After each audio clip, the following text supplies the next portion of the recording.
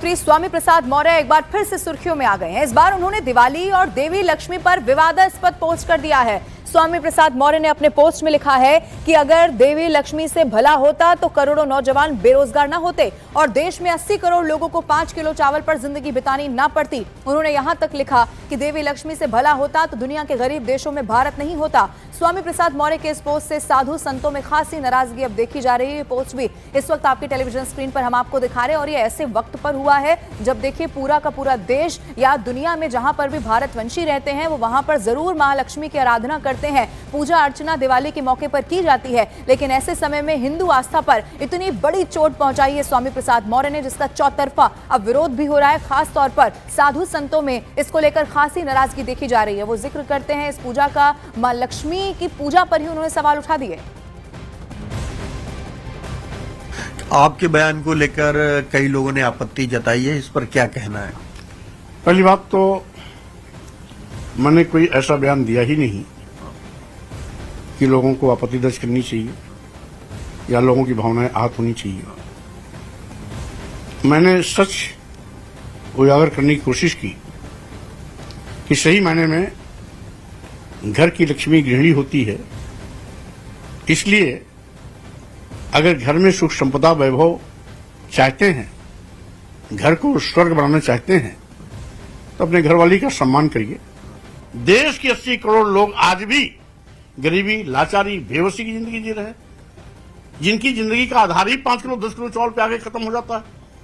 आखिर बताइए कि जिस देश में 80 करोड़ लोग 5 किलो 10 किलो चावल पर बदहाली की जिंदगी बिताएंगे, क्या वो 80 करोड़ परिवार अपने बच्चों को विश्वविद्यालय पढ़ा पाएगा? क्या वो अपने बच्चे बेटे बेटियों को डॉक्टर, इंजीनियर, प्रोफेसर, एडवोकेट या वैज्ञानिक, IAS IPS बना पाएगा? कतई नहीं। इसका मतलब है आज धन की लक्ष्मी की पूजा करने से कोई धनी नहीं हो रहा है। अगर धनी होता तो 80 करोड़ परिवार भी खुशहाल जिंदगी जीते होते। और विश्व हिंदू परिषद ने स्वामी प्रसाद मौर्य के इस बयान की निंदा कर दी है। वहीं हनुमानगढ़ी के मुख्य पुजारी ने कहा है कि ऐसे लोगों को समाज में रहने का अधिकार नहीं है। या ये करते हैं, उनके बारे में कोई 2 शब्द बोले क्या इन्होंने कभी?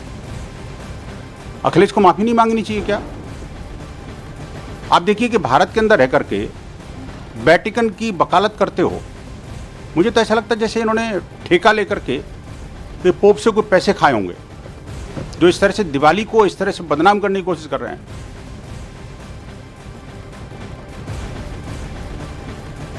स्वामी प्रसाद मौर्य ना आस्तिक में है ना नास्तिक में है। जिस प्रकार से उन्होंने सनातन पे मां लक्ष्मी पर टिप्पणी किया है, दुर्भाग्यपूर्ण है। इसका पुरजोर विरोध करते हैं, निंदा करते हैं। और मैं तो ये कहता हूं कि स्वामी जैसे व्यक्ति को समाज में रहने का कोई अधिकार नहीं है। इनका स्वागत हर एक जगह मुंह काला करके होना चाहिए। और स्वामी प्रसाद मौर्य के पोस्ट से संत समाज नाराज है। उनका कहना यह है कि स्वामी प्रसाद मौर्य ने सनातन का अपमान किया है।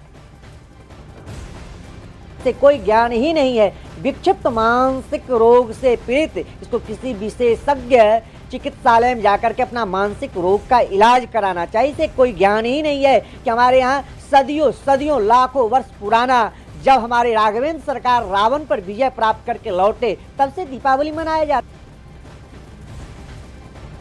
व्यक्ति ने मां लक्ष्मी पर तो टिप्पणी किया ही, लेकिन इसको ये नहीं पच रहा है कि जो दलितों के यहाँ, आदिवासियों के यहाँ, गरीबों के यहाँ जो राशन पहुंच रहा है, इसको ये नहीं पता है कि राशन लेने वाला कोई वहाँ जो है तो समृद्ध व्यक्ति नहीं जाता है।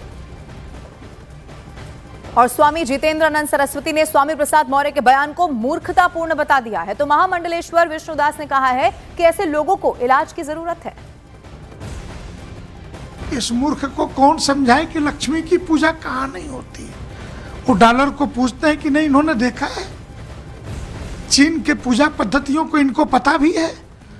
भारत में मूर्ख बनाने की जो इनकी पद्धति है, ऐसे भ्रष्ट राजनेताओं की, इनकी संपत्ति ठीक से भी इनके घर में से पर्याप्त लक्ष्मी जी निकलेंगी। इन्होंने जो भ्रष्टाचार करके मां लक्ष्मी का अपहरण करके रखा। भगवान विष्णु के बारे में उसने सवाल उठाया है। उसने ये भी कहा कि ये कोई भगवान नहीं, ये साधारण मनुष्य थे और दीपावली पर उसने सवाल उठाया है। ये इसकी मानसिकता सोच ठीक नहीं, इससे साबित हो रहा है कि ये पागल हो चुका है। इसको सही अस्पताल में इलाज होना चाहिए। ये लगातार सनातनियों को चोट पहुंचाने वाला बयानबाजी करता है।